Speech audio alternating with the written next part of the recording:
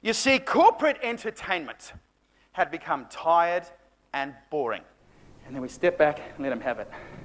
The Phantom of the Opera is there inside your mind. And then walk away.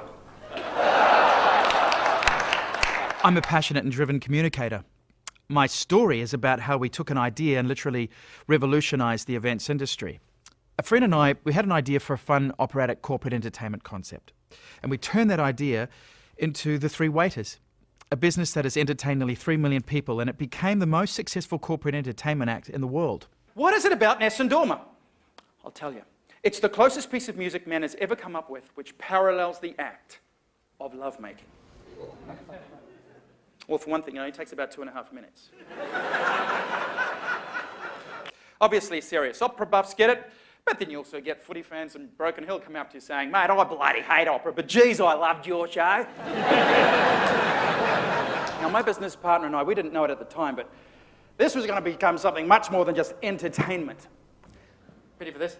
Do you think you boys could do your Three Waiters show for the Three Tenors? I helped create a show that became #1 in the world. I am, and always will be, tremendously proud of my association with the Three Waiters. But you know what? I never stopped being a rock and roller at heart, and a few years ago, I felt the need to move on. In May of last year, I actually sold my complete shareholding in all 3 companies. So I am now no longer affiliated with the show at all. My key message is that being courageous and creating opportunities for yourself is the secret to success. You know, life's not a rehearsal and we only have one chance. So I never wanted to look back on life and say that I wasted my talents. Being entrepreneurial is about being passionate. It's about giving it all and being brave enough to be innovative. Yeah, I learned from this that I'm not afraid of risk, and that without it, you cannot crash any boundaries at all. With risk comes adventure and excitement. And those are things I found that I thrived on, and that really drove me.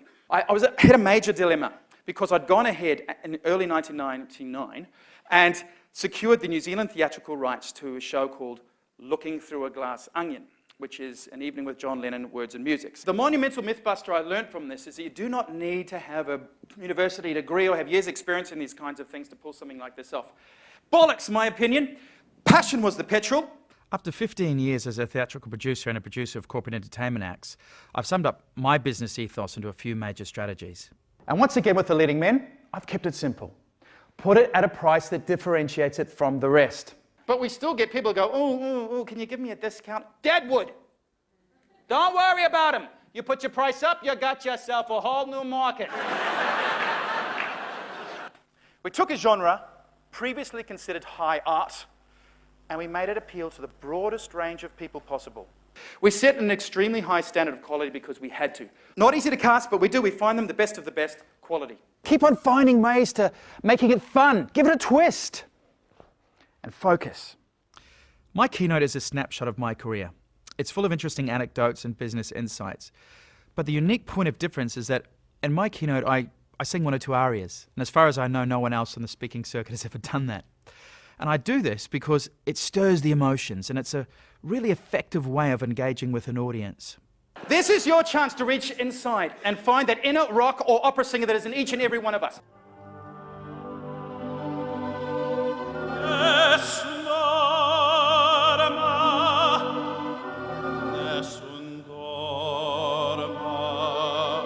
Sensational session. Building a global business from a simple idea was tremendous. And the whole crowd was standing up and singing along. It was very, very good. He was fabulous. He was very, very good, very inspiring. Great story. Darryl's story is one which is unique and does touch our hearts and also our minds.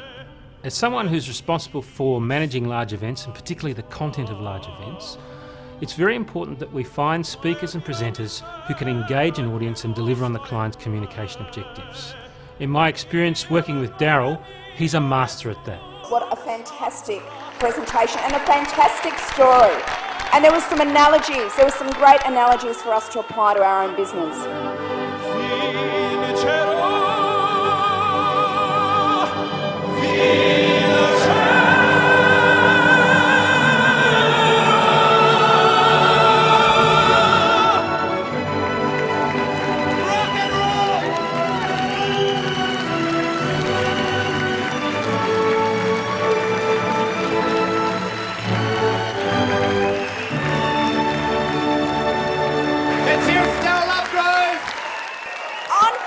Encore!